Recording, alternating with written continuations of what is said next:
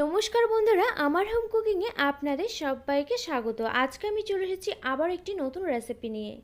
বেসন আর ডিম দিয়ে ভেন্ডির একেবারে ইউনিক এই রেসিপিটি কিন্তু গরম গরম ভাত, রুটি, লুচি, পরোটা যে কোনো কিছুর সঙ্গে পরিবেশন করলে খেতে অসাধারণ লাগে। তো আমার চ্যানেলে নতুন বন্ধু হয়ে থাকলে চ্যানেলটিকে সাবস্ক্রাইব করে নেওয়ার অনুরোধ জানিয়ে শুরু করছি আমি আজকের রেসিপিটি। তো চলুন দেখে নেওয়া যাক এই রেসিপিটি বানাতে এখানে আমার উপকরণ কী কী লাগছে। এখানে আমি 300 গ্রাম ভেন্ডি প্রথমে খুব ভালোভাবে ধুয়ে নিয়ে তারপর কেটে নিয়েছি। রয়েছে এখানে দুটো ডিম। এখানে আমি 3 চা চামচ নিয়ে নিয়েছি বেসন। রয়েছে এখানে একটি মিডিয়াম সাইজের পেঁয়াজ কুচি। এখানে আমি 2 চা চামচ টক দই খুব ভালোভাবে ফেটিয়ে নিয়েছি। রয়েছে স্বাদ অনুসারে নুন। হলুদ গুঁড়ো রয়েছে 1 চা চামচ। লঙ্কা গুঁড়ো রয়েছে এখানে 1/2 চা চামচ। এখানে কালারের জন্য কাশ্মীরি লঙ্কা গুঁড়ো রয়েছে 1/2 চা চামচ। রয়েছে এখানে 1/2 চা চামচ জিরে গুঁড়ো, 1/2 চা চামচ ধনে গুঁড়ো। রয়েছে এখানে 1/2 চা চামচ গরম মশলা গুঁড়ো। এখানে ফোড়নের জন্য রয়েছে সামান্য পরিমাণ গোটা জিরে, রয়েছে এলাচ, দারচিনি, লবঙ্গ। এখানে আমি একটি মিডিয়াম সাইজের টমেটো খুব ভালোভাবে গ্রেট করে নিয়েছি। এখানে আমি 2-3টে কাঁচা লঙ্কা কুচিয়ে নিয়েছি। রয়েছে 1 চা চামচ গ্রেট করে রাখা আদা, 1 চা চামচ গ্রেট করে রাখা রসুন। রান্নাটা করে নেওয়ার আগে প্রথমে আমি এখানে ভেন্ডিগুলোকে ম্যারিনেট করে নিচ্ছি। এর জন্য আমি এখানে দিয়ে দিলাম দেখুন বেসন। বেসনটাকে এখন আমি চামচ দিয়ে একটু প্রথমে খুব ভালোভাবে ছড়িয়ে নিচ্ছি। এরপর আমি এর মধ্যে দিয়ে দিচ্ছি ডিম দুটোকে। আর ডিমগুলোকে আলাদা করে আমি বাটিতে প্রথমে ভেঙে নিয়েছি, যেহেতু ডিম কিন্তু অনেক সময় খারাপও হতে পারে। এরপর আমি এর মধ্যে দিয়ে দিচ্ছি এখানে স্বাদ মতো একটু নুন।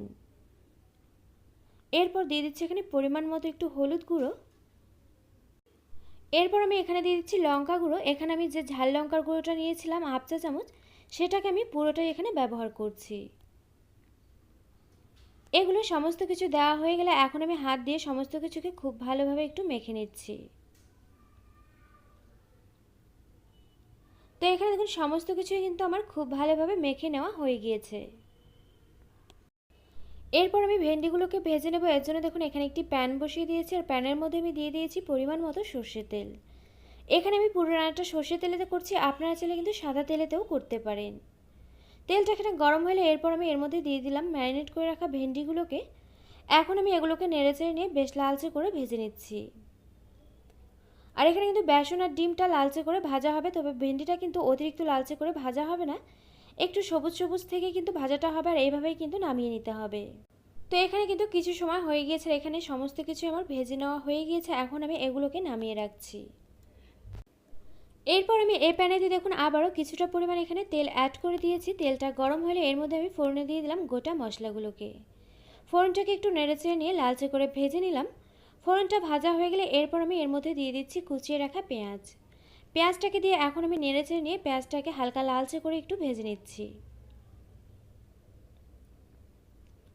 তো এখানে আমার পেঁয়াজটা হালকা লালচে করে ভেজে নেওয়া হয়ে গেলে এর মধ্যে আমি দিয়ে দিচ্ছি কুচিয়ে রাখা কাঁচা লঙ্কা, দিয়ে দিচ্ছি গ্রেট করে রাখা আদা আর রসুন। এখন আমি এগুলোকে নেড়েচেড়ে নিয়ে আবারও ভেজে নিচ্ছি 2 থেকে 3 মিনিট মতো। তো এখানে আমি ফিরে এলাম 2 থেকে 3 মিনিট পর। এরপর আমি এখানে দিয়ে দিচ্ছি স্বাদ মতো নুন।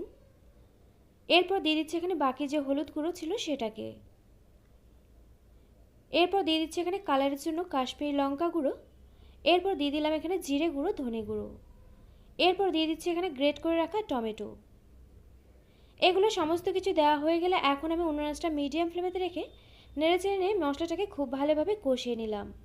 মশলা যখন খুব ভালোভাবে কষানো হবে, মশলা থেকে তেল ছাড়তে শুরু করবে, এরপর আমি এর মধ্যে দিয়ে দিলাম এখানে ফেটিয়ে রাখা টক দই। এরপর আমি টক দইয়ের বাটিটাকে ধুয়ে 1 বাটি জল এখানে অ্যাড করে দিলাম। জল দিয়ে এখন আমি মশলাটাকে নেড়েচেড়ে নিয়ে খুব ভালোভাবে একটু টক দইয়ের সঙ্গে মিশিয়ে নিচ্ছি।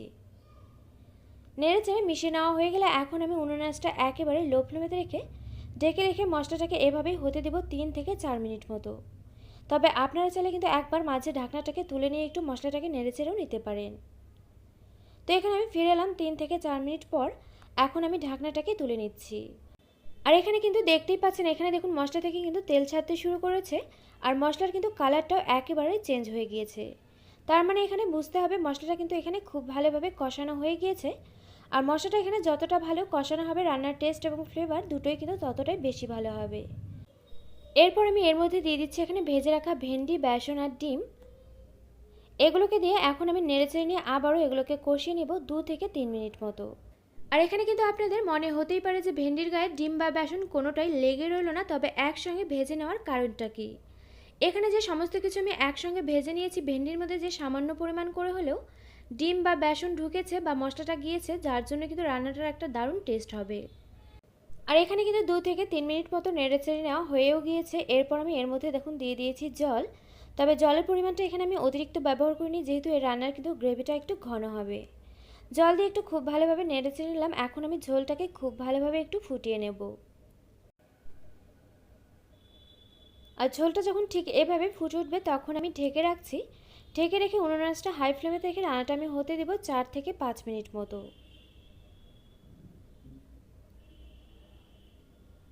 তো এখানে আমি ফিরে এলাম 4 থেকে 5 মিনিট পর। এখন আমি ঢাকনাটাকে তুলে নিচ্ছি। আর এই রান্নাটা কিন্তু হতে খুব বেশি সময় লাগে না। এখানে কিন্তু রান্নাটা আমার প্রায় হয়ে এসছে। শেষে আমি এর উপর দিয়ে ছড়িয়ে দিচ্ছি এখানে গরম মশলা গুঁড়ো। গরম মশলা গুঁড়ো দিয়ে এখন আমি আবার একটু খুব ভালোভাবে নেড়েচেড়ে মিশিয়ে নিচ্ছি। আর এখানে দেখুন গ্রেভিটা কিন্তু অনেকটাই ঘন হয়ে এসছে।